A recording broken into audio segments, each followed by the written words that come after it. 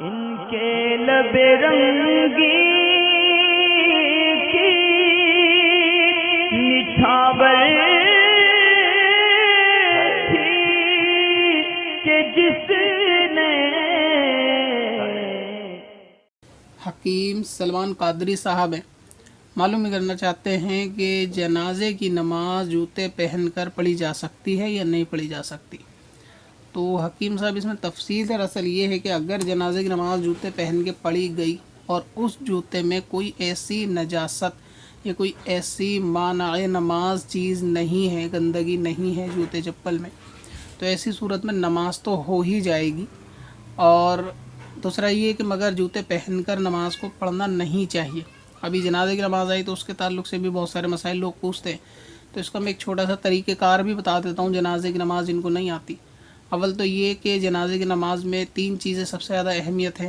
جو لوگ سوال کرتے ہیں۔ ایک تو سلام پھیرنے کے تعلق سے کہ ہاتھ کب چھوڑیں کب نہ چھوڑیں، دوسرا یہ کہ جوتے چپل پہ کھڑا ہونے کے بارے میں، تیسرا یہ کہ جنازے کی نماز کی دعا کے بارے میں کہ جن کو یاد نہیں ہوتی تو وہاں وہ خاموش کھڑے رہتے ہیں۔ تو اگر جوتے چپل کے اندر کوئی گندگی نہیں لگی اور اس کو اتارنے میں حرج ہے، مطلب ایسی جگہ نماز جنازہ ہو رہی ہے کہ وہاں پر آپ اگر ننگے پیر کھڑے ہوں گے یا آپ نے جراب پہنی ہیں اگر وہ کھڑے ہوں گے وہاں پہ تو وہ نقصان کا اس میں خطرہ رہے گا، اور چپلوں کے اندر کوئی گندگی نہیں ہے آپ کے جو نجاست غلیظہ ہوتی ہے اس طرح صاف ہیں، تو پھر ایسی صورت میں جوتے چپل پہن کے نماز پڑھ لی گئی تو نماز ادا ہو جائے گی۔ اور ویسے بھی نماز جنازہ ایک کے پڑھ لینے سے بھی ادا ہو جاتی ہے۔ جنازے کی نماز کی ترکیب اس طرح شارٹ میں آپ کو بتا دیتا ہوں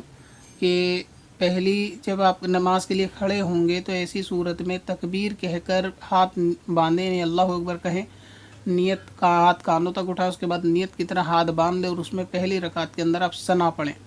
پھر دوبارہ اللہ اکبر کہیں مگر ہاتھ بندے ہی رہنے دیں اور اللہ اکبر کہہ کے دوسری مرتبہ تو دوسری تکبیر ہوگی اس میں درود پاک پڑھیں،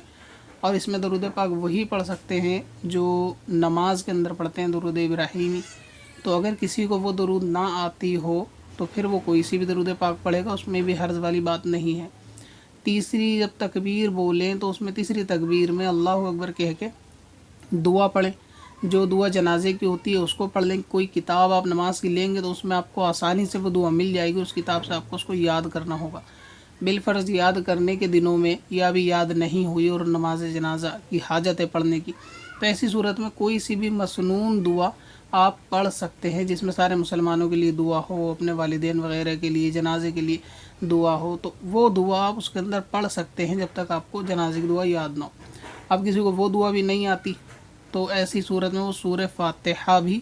پڑھ سکتا ہے دعا کی نیت سے۔ مثلا یہ ہے کہ آپ نے جنازے کے لیے تکبیر بولی، اللہ اکبر کہہ کے نیت باندھی، پہلی رکعت کے اندر آپ نے ثنا پڑھی، پہلی تکبیر کے اندر، کیونکہ اس میں رکعت تو نہیں ہوتی، اور پھر آپ نے اللہ اکبر کہا اور دوسری تکبیر ہوئی تو اس کے بعد آپ نے درود پاک پڑھی، پھر اللہ اکبر کہی، تیسری تکبیر ہوئی تو آپ نے اس میں سورہ فاتحہ بطور دعا کے نیت سے آپ نے پڑھ دی۔ تو اس طرح 3 تکبیر میں آپ کو 3 چیزیں کرنی ہیں۔ اس کے بعد جب چوتھی تکبیر ہو اللہ اکبر تو تکبیر کہنے کے بعد دونوں ہاتھوں کو چھوڑ دینا ہے اور اس کے بعد سلام پھیرنا ہے۔ بہت سے لوگوں کے اندر دیکھا جاتا ہے کہ وہ ایک طرف سلام پھیریں گے تو ایک ہاتھ چھوڑتے ہیں اور دوسری طرف سلام پھیرتے ہیں تو دوسری ہاتھ چھوڑتے ہیں، لیکن صحیح طریقہ کار یہ ہے کہ جہاں کچھ پڑھا نہیں جاتا وہاں نیت نہیں بندھتی، تو اسی لیے جب چوتھی تکبیر کے اندر کچھ پڑھا نہیں جائے گا تو تکبیر کہہ کر دونوں ہاتھوں کو چھوڑ دینا ہے، دونوں ہاتھ چھوڑنے کے بعد ہی سلام پھیرنا ہے۔ تو یہ نماز کا شارٹ طریقہ ہے جنازے کی۔ اچھا، اس کے علاوہ جوتے کہاں رکھے جائیں؟ اگر جوتے پہن کے نہیں کھڑے ہو سکتے ہیں تو بہت سارے لوگوں کو دیکھتے ہیں کہ وہ جوتے نماز کے آگے رکھتے ہیں اپنے، یعنی اپنے قدم کے آگے جوتے رکھتے ہیں، تو وہ طریقہ کار بھی درست نہیں ہے، اور نہ ہی جوتے دائیں طرف رکھے جائیں تو یہ بھی منع ہے۔ اب بائیں طرف تو صرف وہی رکھ سکتے ہیں جو بائیں طرف کی صف میں سب سے آخری کھڑا ہوگا، کیونکہ اگر آپ اپنے بائیں طرف جوتے رکھیں گے تو وہ برابر والے کے دائیں طرف ہو جائیں گے، تو ایسی صورت میں اس کے لیے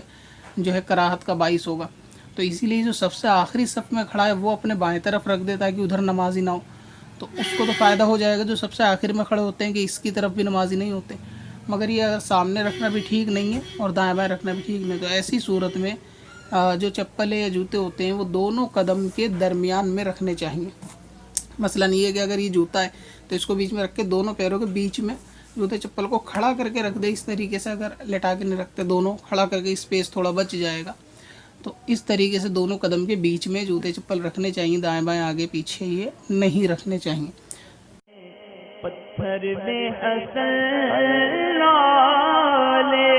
पुरनवार